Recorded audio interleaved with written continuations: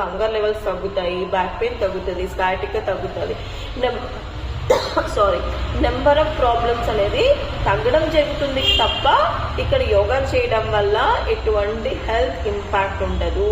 మీరు చేసే పనులు, మీరు చేసే డైలీ యాక్టివిటీస్, లేకపోతే ఫోన్స్లో ఎక్కువ మాట్లాడము, లేకపోతే లేట్ పడుకోవడము, మార్నింగ్ అర్లీ లెవెల్స్ ఇవ్వడము, ఇలాంటి వల్లనే మనకు స్టామినా లెవెల్స్ తగ్గిపోయి బీపీలు, షుగర్లు పెరిగే అవకాశం ఉంటుంది. కాబట్టి మీ యాక్టివిటీ లెవెల్స్లో మీరు ఎక్కడ స్ట్రెయిన్ అవుతున్నారు, మీరు ఫోన్స్లో ఎక్కువ మాట్లాడుతున్నారా, లేకపోతే లేట్ నైట్స్ పడుకుంటున్నారా, లేకపోతే మార్నింగ్ లేట్ నైట్స్ పడుకొని ఏదో ఒక ఇష్యూస్ వల్ల అర్లీ మార్నింగ్స్ ప్రాపర్ స్లీప్ ఉండడం లేకపోయినా కూడా బీపీ అనేది స్ట్రెంగ్త్ అనేది తగ్గుతుంది అనమాట.